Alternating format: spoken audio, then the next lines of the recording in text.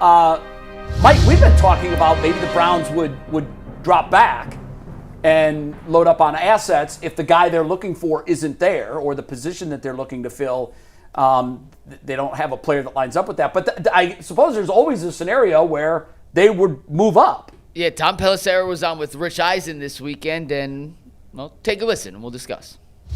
They could get the value that they thought was there, from Jacksonville, which was going up to get Travis Hunter. Could they flip the script? And Cleveland could be the team making the big, bold move up. I would not put anything past them, just depending on where they see the breaks in the board, where they should be more aggressive. So if they're going to move up, A, is it possible? B, who do you think would be the target? It's highly unlikely. This is a Browns team that has multiple needs. This is a Browns team that has options because of that. This is a draft that doesn't have guys that you need to have. Right? So how does it happen? Well, if they really, really needed Carnell Tate, we don't have any intel that says that. If they really, really thought that they needed to get Arvell Reese or David Bailey because they plan to trade Myles Garrett, well, in that situation, you're playing for the future anyway. So you never know coming into these drafts, and a lot of these things, last year being the exception from my experience, most of these things come together in the 48 hours to even the 4 hours before they happen, rather than a month in advance. And we never know about them. But as I stare at this, for the Browns to have to move up, they would have to have, I think, one tackle so much more highly rated than the others, and feel like that they couldn't miss that guy. I just don't think Carnell Tate's that player, and I just don't think where they are in their ongoing offensive rebuild. The capital to them and the flexibility that comes with that is so much more important than saying we're going to move up. I think Tennessee would love to move down. I think Arizona would love to move down. But the Browns... This is a move down draft, not a move up draft. Those Browns second round picks this year and next are so much more valuable than that. That's where I'm struggling with this. First of all, it goes against their nature, to at least in the early rounds, to move up in the first round. That goes. Their blueprint is move back. Yeah. They have moved up in the second round. But just once. And also, who is the player that they're targeting in this? It doesn't look. I mean, I think there's a pretty decent chance all the tackles are going to be there at 6. So who are you? Who is the can't miss player that you are willing to sacrifice to go up to get? I mean, the Mendoza thing I don't think is realistic. So short of that, who are you going to get? That just doesn't. What if they get an inkling that either the Giants or the Titans are interested in Tate? Would there be, So, I don't think they So love what him you do enough. then is you decide who you love with the tackles and how you love the tackles. And go that way. Then, okay, do we need Mekhi Lemon? Are we waiting on Concepcion? What do you do? Right. If Tate goes in front of you, Tate goes in front of you. Yeah. And if you think the Giants are going to take Tate and that's absolutely the guy that you need, then you could make a move with Tennessee at number 4, but you're giving up valuable capital to do that. And then you're saying that we're not taking a receiver at either 24 or 39. Right. And I think when you look at this draft and you listen to the experts, this receiver class is more deep than top heavy. To me, that's Park Place real estate. To move up that high, it's going to come at a cost. Mm-hmm. I would, I say this and then I hear myself say it and I go, yeah, but I really wouldn't.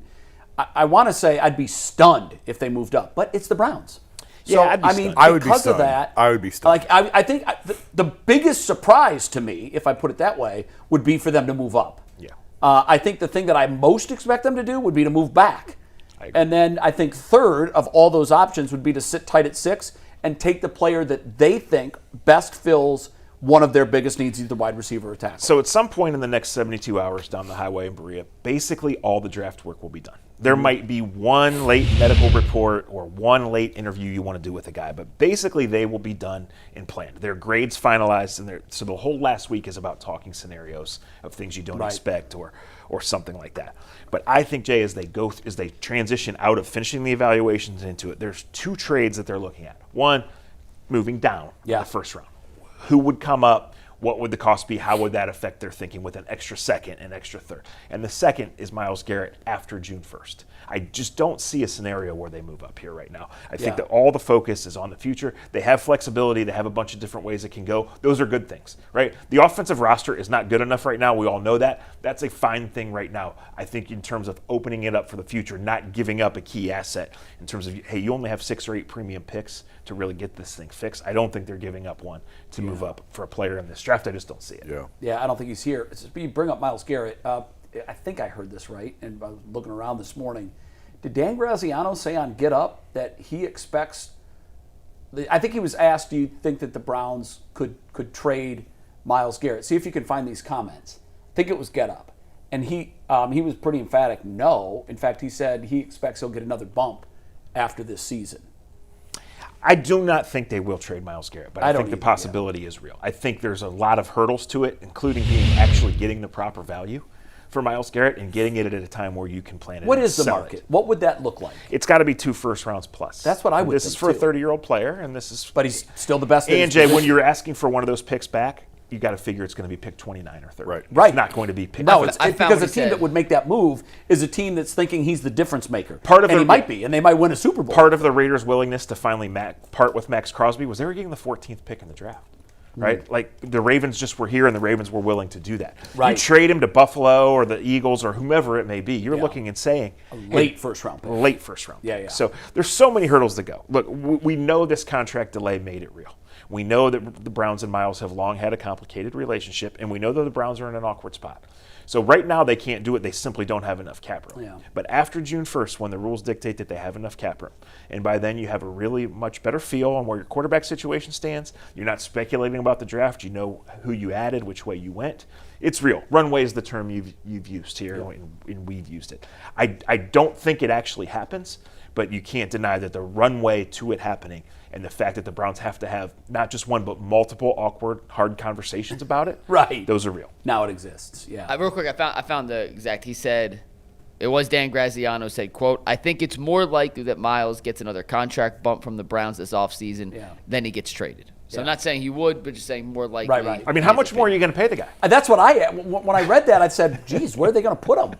I mean, he's still the highest paid defensive player. Look, Jason and I have been talking about this for 2 years. We knew that Wyatt Teller and Jack Conklin and Joel Bitonio were not renewable resources, right? Right. And where did that end up? Yeah. Well, we know that Denzel Ward and Myles Garrett aren't renewable resources. And so the Browns are either going to be a lot better in the first half of this year and really have a path to fixing this offense, or this thing's not going away. And how much better are they really going to be 4 months from now on offense? That's a fair question. It's a fair.